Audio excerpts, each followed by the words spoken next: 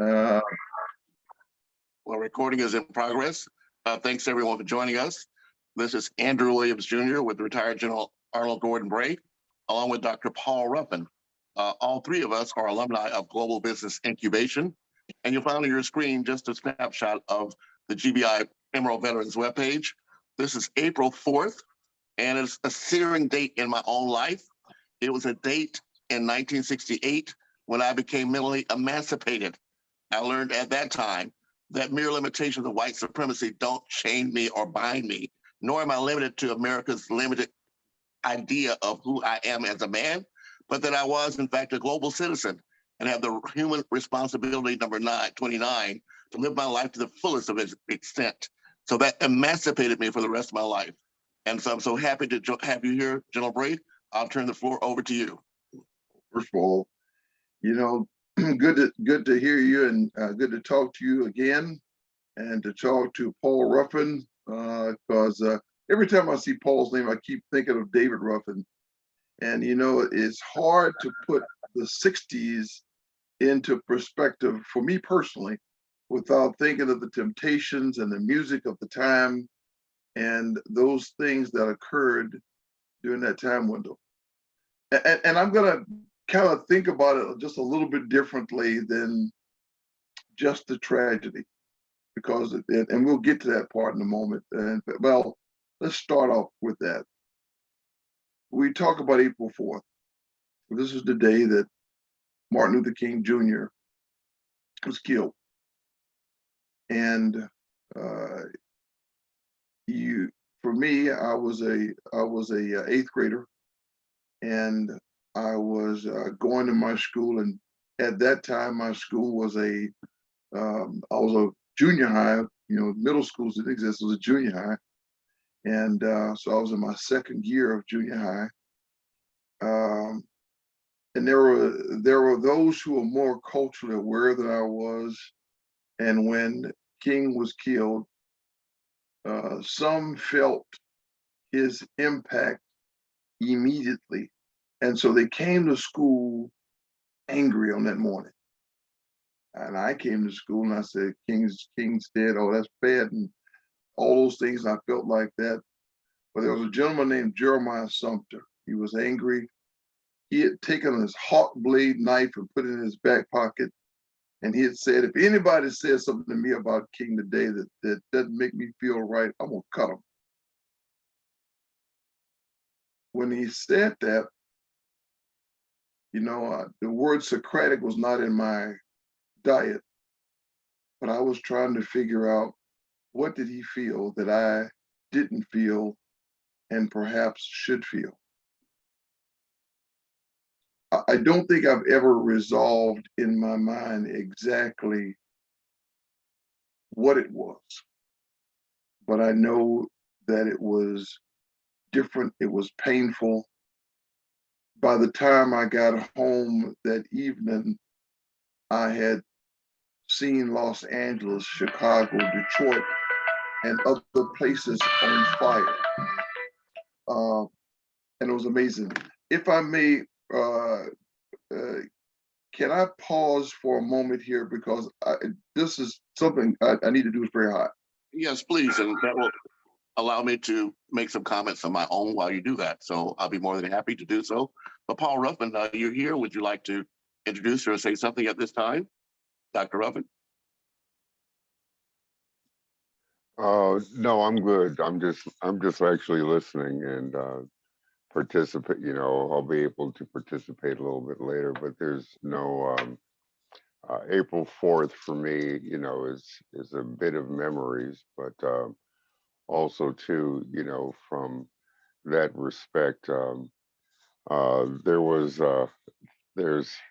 was, how can I put it? I was involved in a number of other things along at that time too. So my little story of April 4th was a little different than Bray's.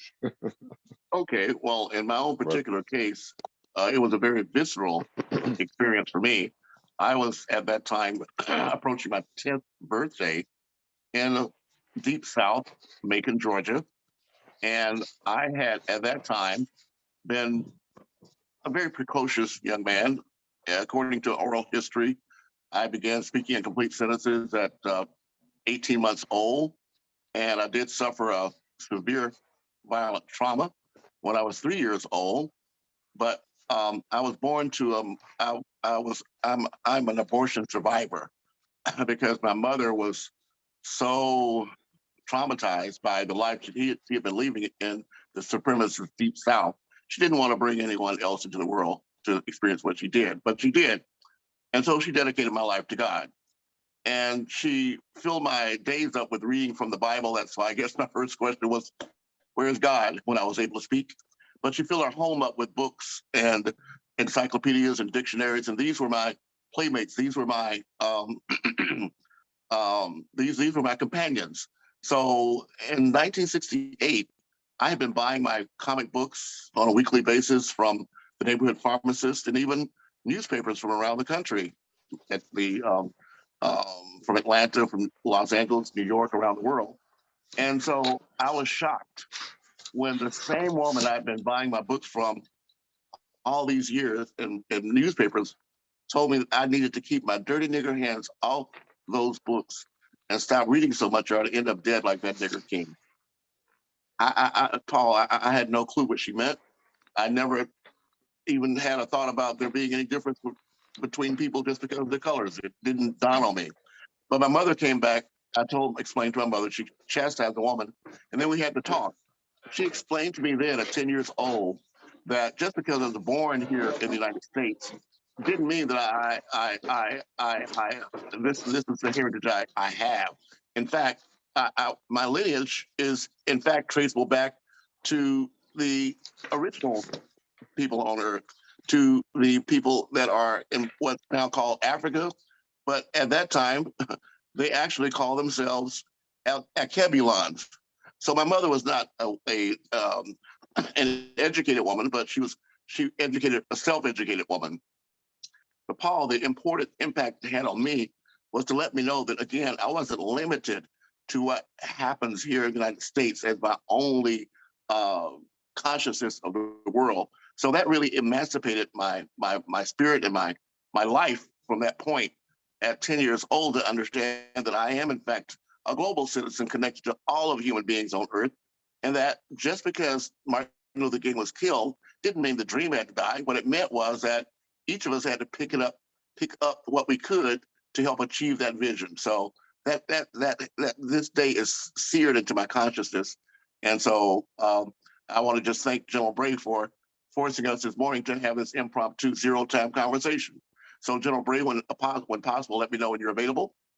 Otherwise, I'll just continue to ramble on here. So I'll give you about 3 seconds to let me know if you're ready or not. Well, Paul, we have this opportunity now to visit another important area, which is the United States veterans. And it as you know, the veterans who bear the brunt of, or bore the brunt, I should say, of racial segregation or desegregation, because it was the military that first stepped up to empower people within their ranks to throw off the shackles and to live together as brothers.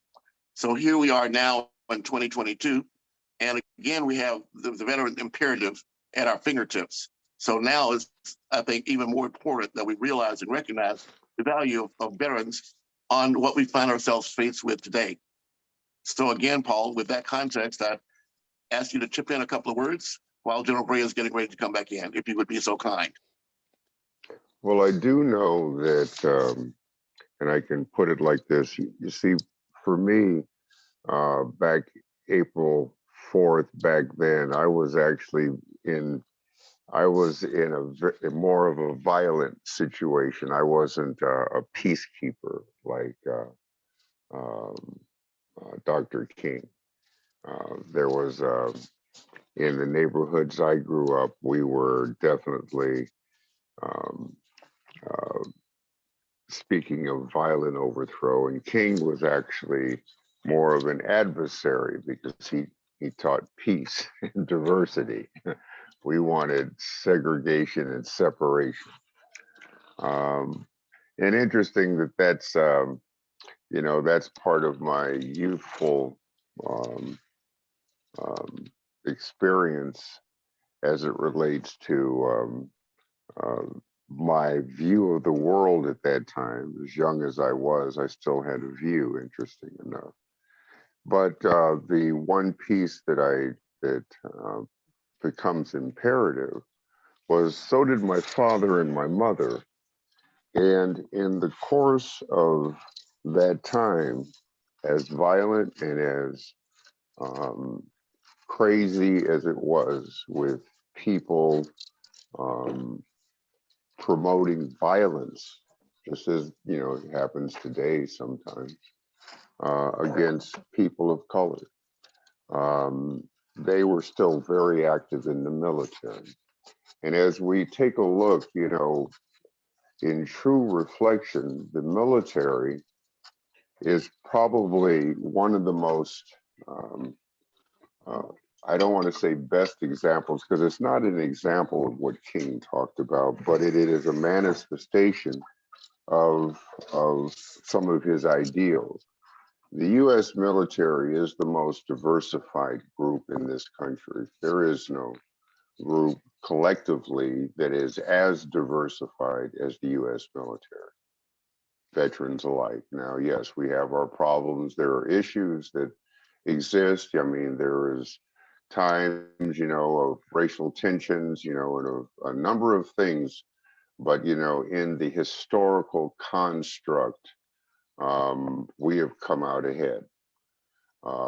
The veterans, you know, have battled that, and they're still battling it in some ways. But also, too, here is the other interesting piece. Along with being the most diversified group in America, veterans also produce the most amount of money in America. Interesting enough. Veteran businesses produce 10% of the GDP of this country.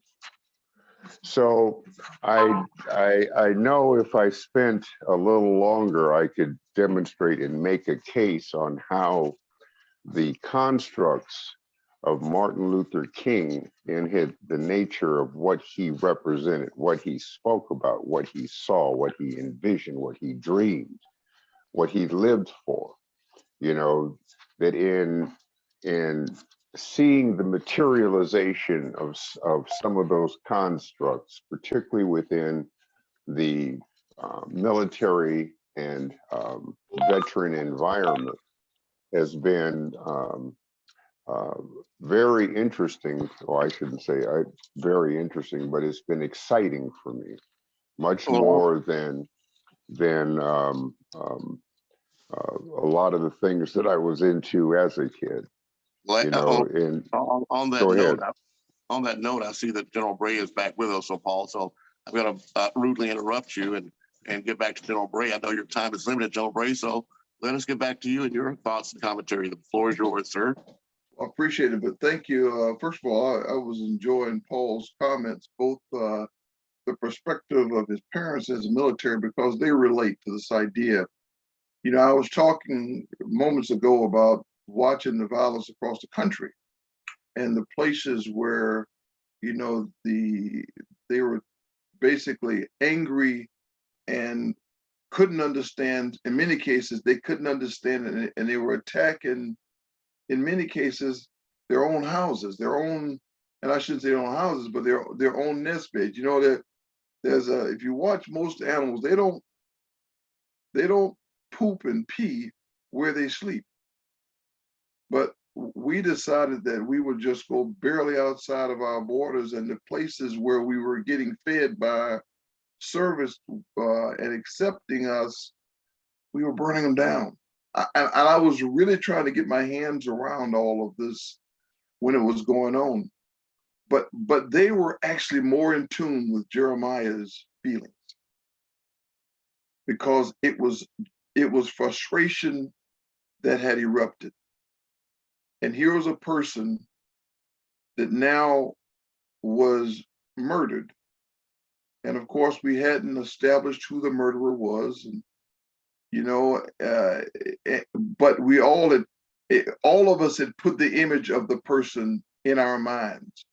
And he was He was clearly someone who was a racist in our mind, clearly someone who's Caucasian that had done this, but we didn't know where to place the anger. My father, who was never really a fan of anyone who was disrupting the status quo, was quiet at that moment, because my dad was just starting to find Christ at that window. He was a different person, and but he was trying to find Christ at that moment and trying to figure out what was going on, because now you'd killed somebody who had been a pacifist, who was not trying to be, as he had described Malcolm X in previous years, before he saw what Malcolm X was trying to do, especially the converted Mecca, post-Mecca Malcolm X. And so now all of a sudden we're looking for leaders, and no offense to Jesse Jackson or Ralph Abernathy or even Andrew Young, who was an exceptionally young person, none of them were the charismatic voice of the African American people. And our voice for a moment had resonated. In the process of trying to quiet the African American via Martin Luther King Jr., it resonated. Because people, you have to remember, at that time, the Southern Christian Leadership Conference, under the leadership of Martin Luther King Jr., was now shifting from race to economics. He was shifting to the Poor People's Campaign. He had already just left the city of Chicago, where he was trying to understand poverty. And he was now shifting over to help the sanitation workers in Memphis. He was now looking at social ills that plagued America and disproportionately plagued people of color. This is where Dr. King really showed his global leadership and his national impact. In fact, one of the words that I spent my next 3 years reading an awful lot of King's speeches and a lot of his work. In fact, I honestly cut class to listen to his speeches when I was at Columbia High School in Columbia, South Carolina. And one of the things I found out, that when he established SCLC, after he got the United States military to start to listen to him about the injustice of the Vietnam War, the SCLC told him, said, Martin, you need to not jump on this. We need to stay away from this because it will detract us. And King reminded them that he wasn't a civil rights worker. He was a minister. And this is where one of his more famous lines came from, as he talked about injustice anywhere affects people everywhere. And that's a paraphrase. But it's an extension of the United States' desire to make sure that the oppression around the world, and as Jimmy Carter would later codify, civil rights or humanitarian rights, was a vital interest to the United States. That's a powerful commitment. Whenever you hear the word vital interest of the United States, that means we will place men, blood and treasure to resolve it. We're the only nation that has human rights as a vital interest of that nation. And it makes perfect sense, because this flag represents our Constitution. And our Constitution almost makes us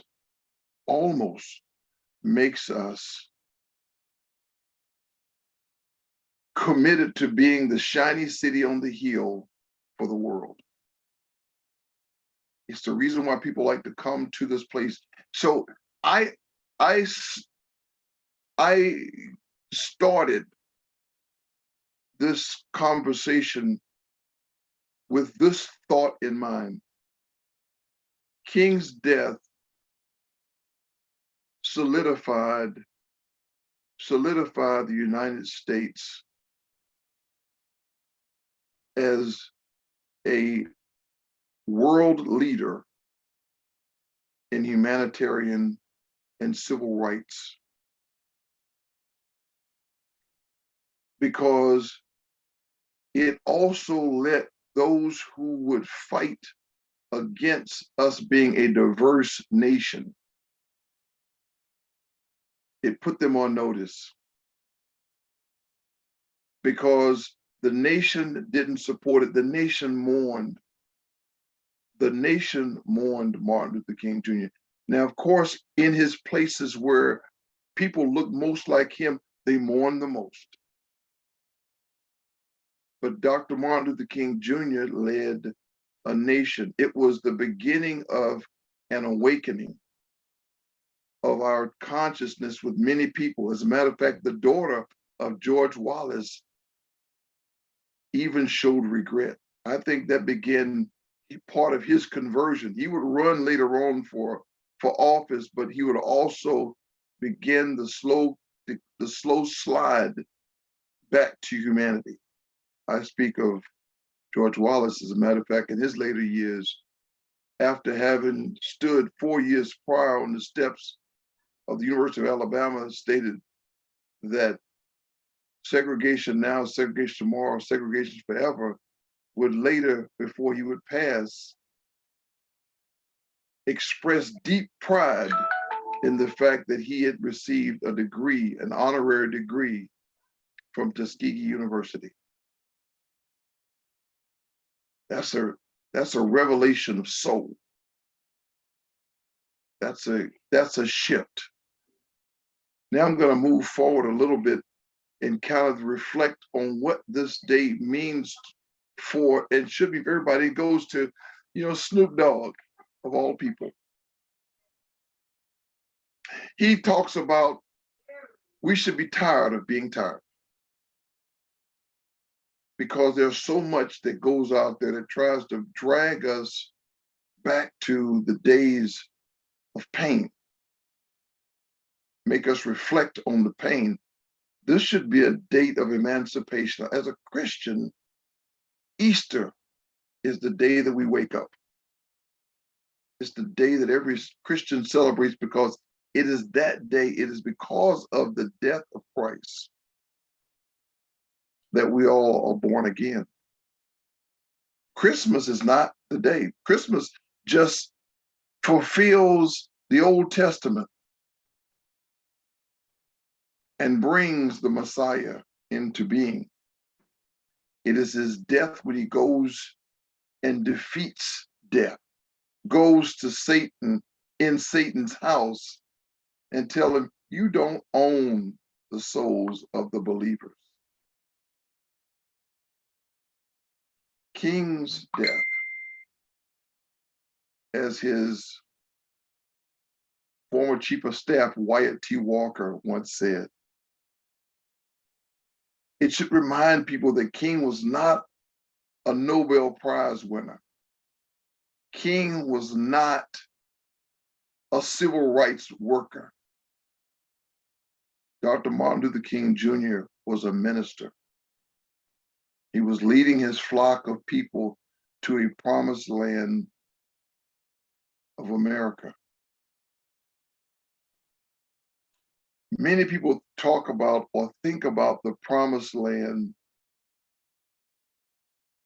as if getting certain rights in America was what King spoke of. It's not.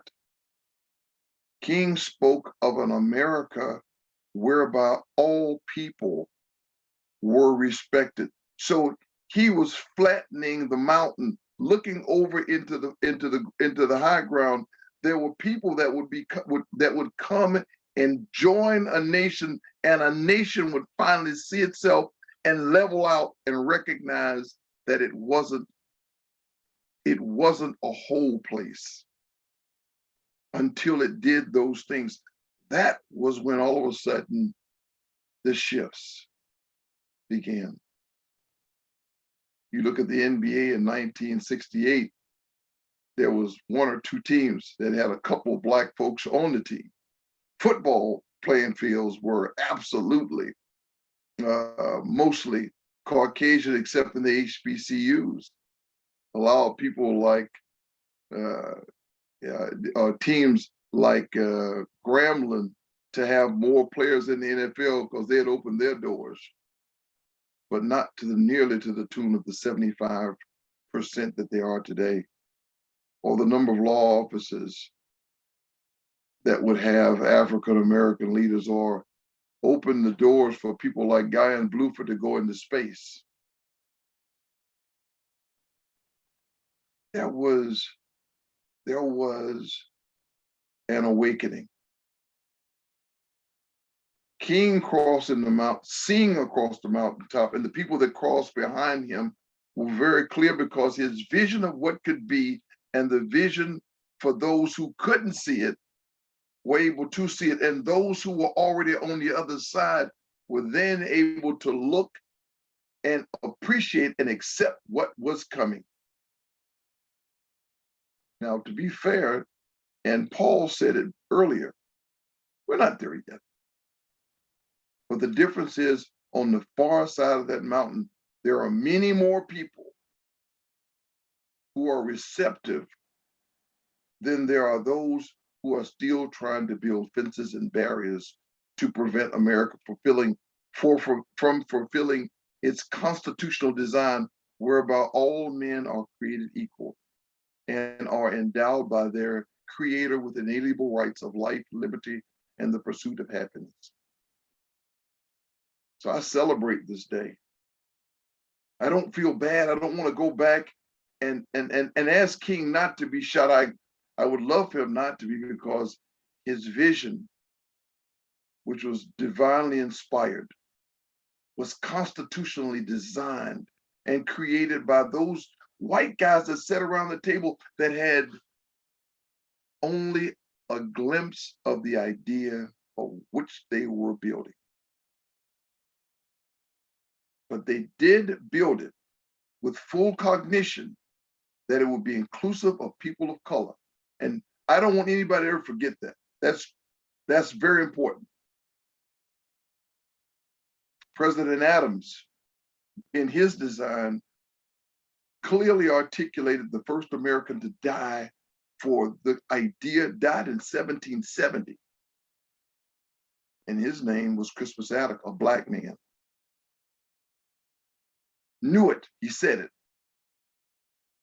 And when Thomas Jefferson, who was knowing Sally Henning in the biblical sense, who was also a slave, accepted her as a woman, not just as a slave, but as a woman. And there's more to that because the times dictate that, but put that aside. Don't get angry at it, accept it in that time. He is crafting, and when the delegation from South Carolina said, scratch it out and say all white men, he said, I can't do that. I would be lying to myself.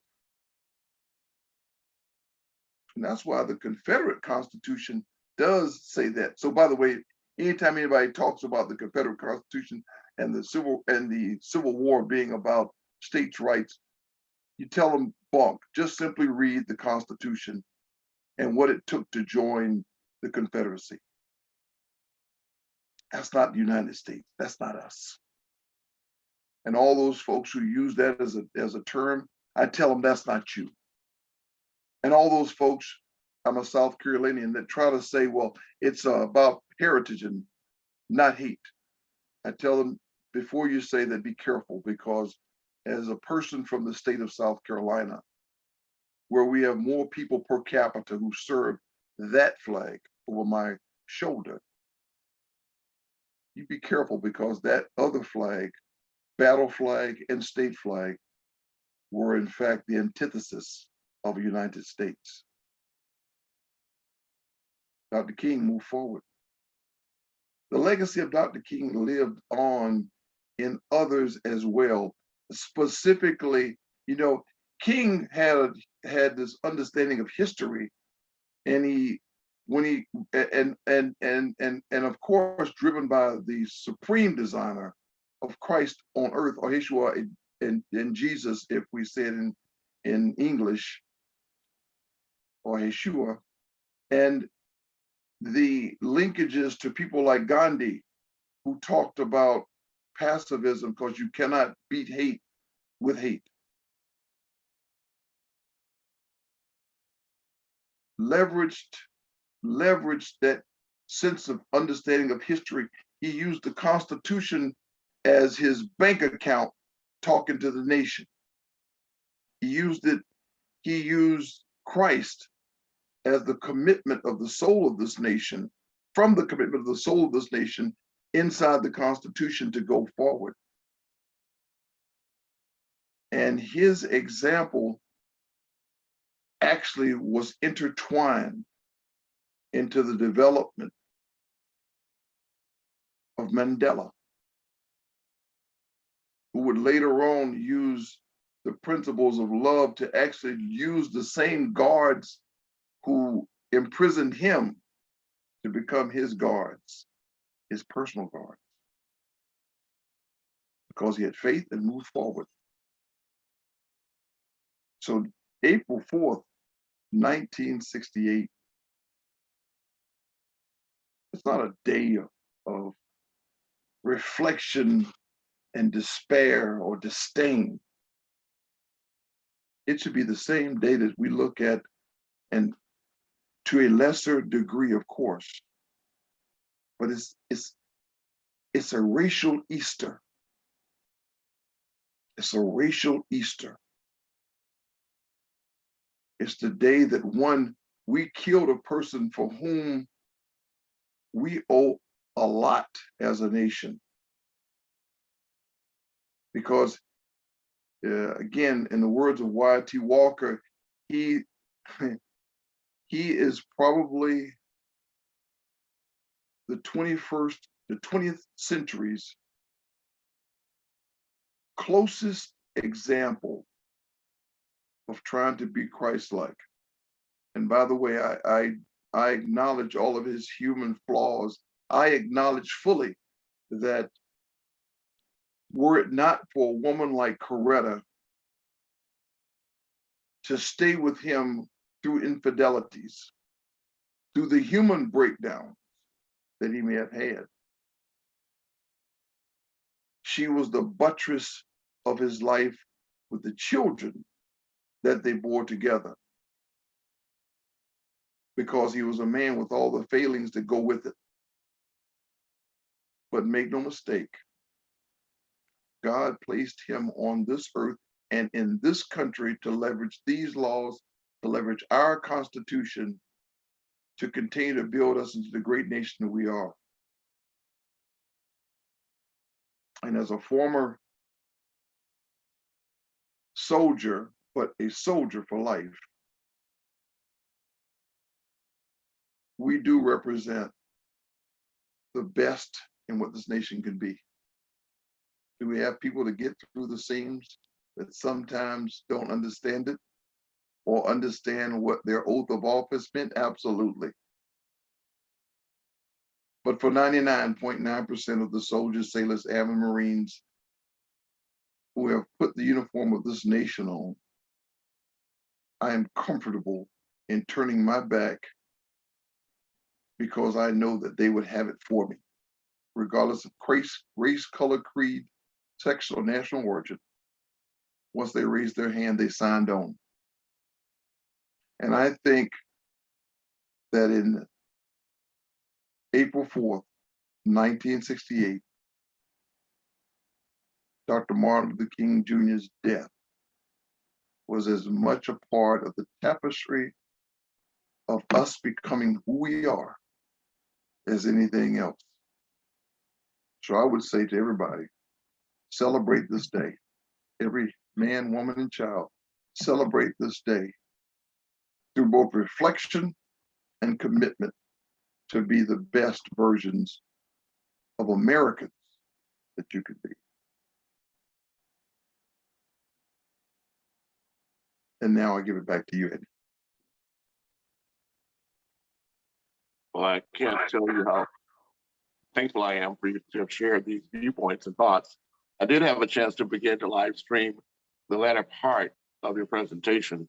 So I did take the liberty because it's important that more people have an opportunity to enjoy not just the conversation and discourse, but the opportunity to reflect themselves, and not just those here in the United States.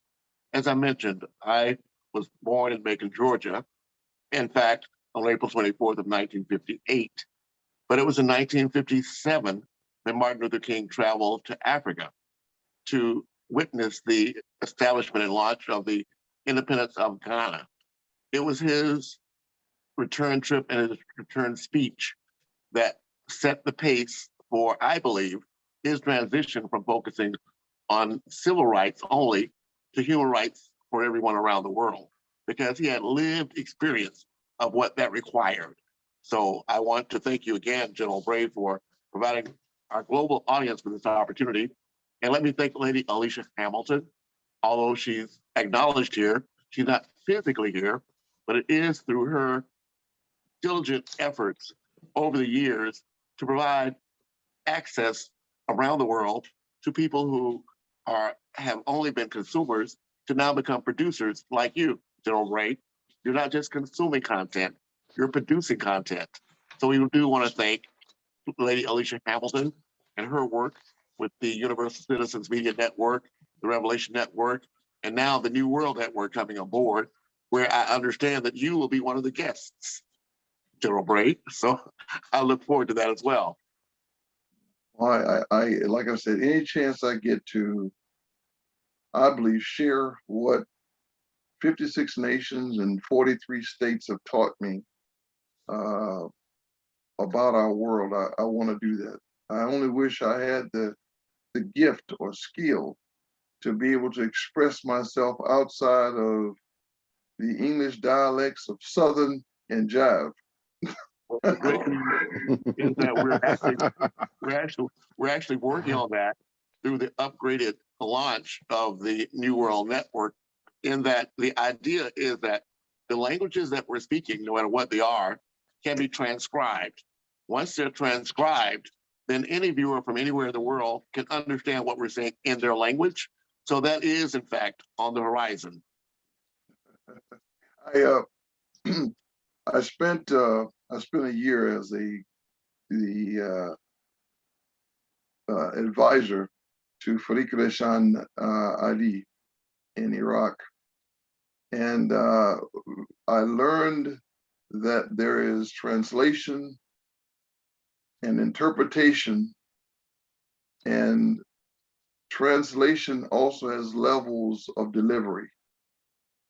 And one time I had 28 different interpreters, and one time I was speaking, and one of the gentlemen in the audience who was trained at Oxford was listening to my interpreter speak for me. And he said, "General, excuse me, I must stop." He said, "Your interpreter is talking like an elementary school student to this audience, and you are not." He said, "I will interpret for you." And it was twofold.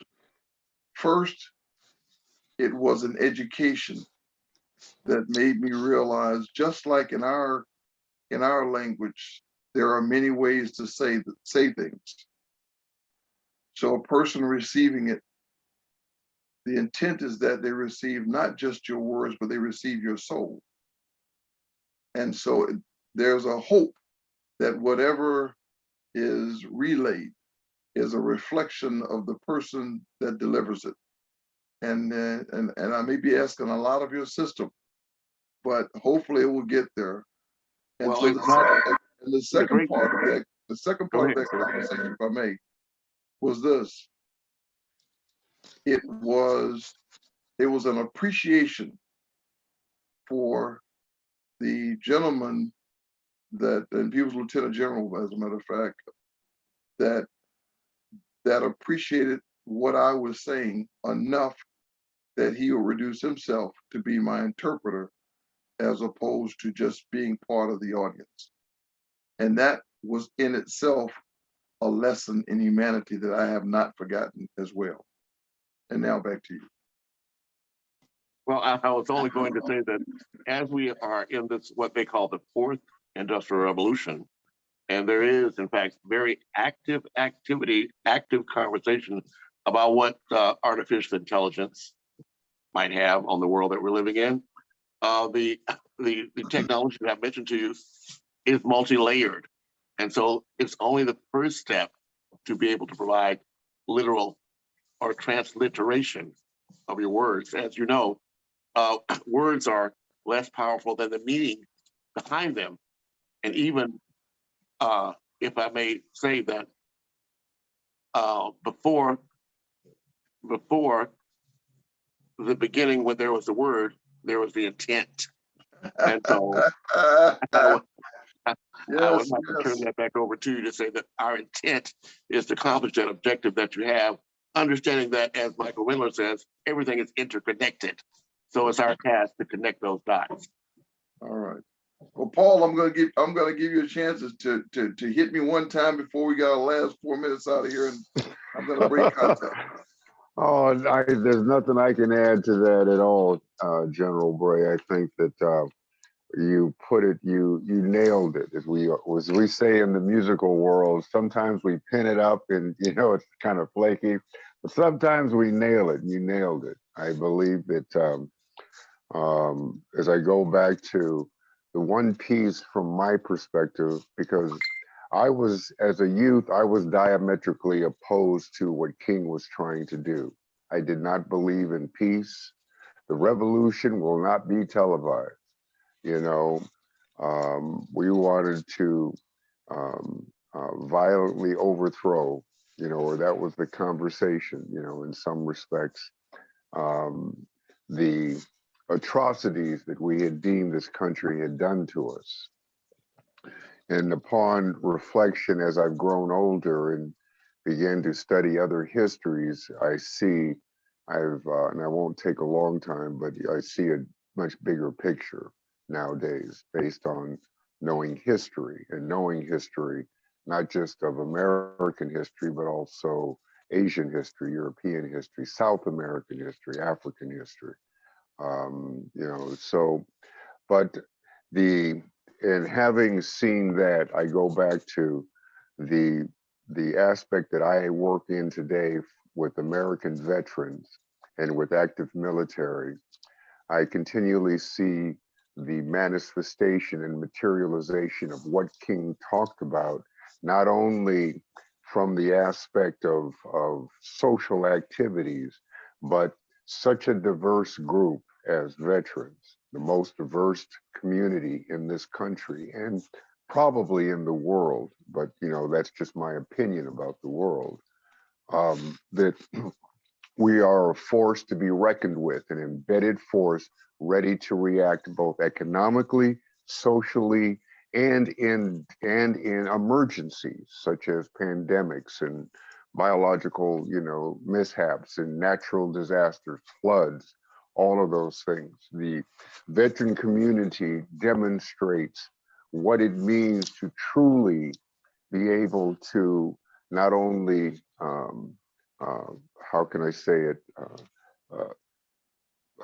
benefit, the construct of what it means to be a human being, but also puts it in a perspective where it has demonstrated economically that that we are a force to be reckoned with. 10% of the GDP of this country. 90% of veteran companies that are currently active. According to Department of Labor stats, employs usually more people than their civilian counterparts and actually makes more money. And not because we're better, but because we've been trained, and we go back into the nature of when we begin to train people in how to invest in human capital. We train people how to actually be human as opposed to, being male or female, black or white. There is a benefit that comes from that we can not only see with our eyes, but physically be a part of, which, in a lot of respects in the environments that I'm getting into these days, I see that manifestation, and it's an exciting manifestation. It's an exciting time. This is where the entrepreneur in me comes out. There are some folks who see the bad thing, entrepreneurs, we love to see the opportunity. Dark times can even present an opportunity if you allow yourself to change in the perception of what you have been grilled and embedded with. Because once we realize that our perceptions are only subjective and not objective, and we begin to allow ourselves to perceive from different directions, then at that point we begin to move into the realm of being a human being, or I should say, I like to put it, a human becoming. I'm a human in the process of becoming human every single day. In that regard, I did put on the screen the upcoming Ag Workshop, because I learned from Charles D. Sharp, the CEO of the Black Emergency Management Association, who gifted Lady Alicia Hamilton and me with lifetime memberships in 2011 because of our work with the Federal Emergency Management Association integrated whole community approach style, that we have to take a situational awareness. And now we can't overlook the adverse impacts of climate change, nor the impacts of pandemic, nor the impacts of the war in Ukraine. All these things will have a devastating impact on our food security and insecurity. So before we leave, Paul, could you briefly discuss with us the relevance of this upcoming Ag Workshop? And then we'll let General Bray have the rest of his day. Thank you. Well, the significance of the Ag Workshop is this: we have partnered Global Business Incubation in its capacity as an incubator and accelerator, has partnered with the Small Business Administration, the USDA, and also with the Veterans Business Outreach Center out of San Diego and Milwaukee, along with the one that we've set up here in Minnesota to do what we call, it's interesting when we talk about agriculture and farming and ranching, we're always talking about growing food, growing animals and all of this stuff. But in today's world, we need to grow some farmers. And the reason we need to grow farmers is because, from the current evaluation based on the lay of the land, if the United States was to go into a national emergency where we were cut off from everywhere, we really only have a 3-week supply of food. And after 3 weeks, we would be out of food as a country. So that is a red flag. And what we have done over the last 3 years has been working to bring about a solution. So we have been hosting a number of workshops, in connection with these organizations to grow farmers, not only basically to excite people on the aspects of agriculture, the industry of agriculture, the opportunities that exist within agriculture. And when I speak about agriculture, I'm not just talking about growing food. I'm also talking about growing animals, farming and ranching. And there are other aspects that we have been approaching, because we've got a number of new technologies and systems that are capable, robotics 10 years ago would have cost you millions. Now it's down in the thousands. But the nature of precision agriculture, some of the integration of the newer technologies as it relates to animals, and I'm not talking about genetic, and getting into real crazy stuff, but I'm just talking about simple things like learning how to take advantage of space. We call it vertical farming. Instead of just one layer or one level, we've got several levels, that are going on. And now a lot of people would think that, you can only farm if you have land. Well, yes, that's true, but now we can take advantage of the land and the space, and we can do what we used to do out in rural America. We can now do that in the inner city. We can take and rehab old buildings and convert them into hydroponic, aquaponic production facilities, and not only growing with inside these buildings, but also putting the production facility within the building too. So not only are we growing food inside the building, but we're also producing it and we have a little storefront to sell. Complete reuse of buildings that are currently sitting around doing nothing. We can actually, now excite some people to look at those opportunities, change their perceptions so that they begin to see the opportunity that exists for every single person who wishes to do the due diligence and who is willing to do the work, the boots on the ground, as we call it. And so I'll land it there. Oh, by the way, the event is April 26th. We've these also too, just to say this, these workshops have been extremely exciting because we didn't expect as many people to show up. And literally the last two that we did, we were on for 3.5 hours, and we had anywhere between 30 to 60 people who stayed for the whole 3 hours, just gleaning and being part of the panels, asking questions, learning, networking, and doing some things. So it's an exciting time, within this realm and within this industry to learn and make it a profession if you are so inclined. So I will land it there. Thank you very much, Prince Andrew. Well, I thank you certainly so much for your time and your involvement with this. General Brady, any closing thoughts? So we're going to wrap it up now, but we will be back next week, or we'll be available for you if you so choose to grace us with your time and presence, General Brady.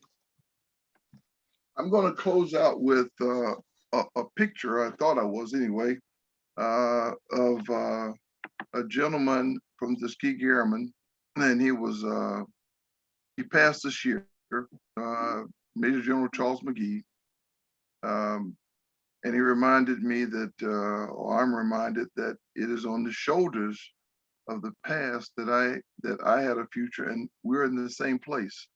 And as we close out thinking about this day of April 4th, it is that past that we are able to use as a platform to go forward.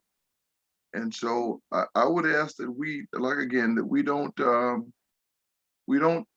dwell on the tragedy of the day, but the revelations that it opined for the future, because of those who embraced it, who didn't have to, as well as those who were part of his entourage, part of his legacy, who looked at his death as an opportunity to move forward and to use it as part of that checkbook so that we could cash those promissory notes that the Constitution suggested were available. Thank you all very much. Appreciate your evening, appreciate your day. Go out and do the right kinds of things and advance the effort and the ideas. And thank you very much. And by the way, give Miss Lady Alicia my regards. Thanks, Paul. Thank you, Andrew. Well, you're Good very talking to you. Good talking to you, Certainly. General.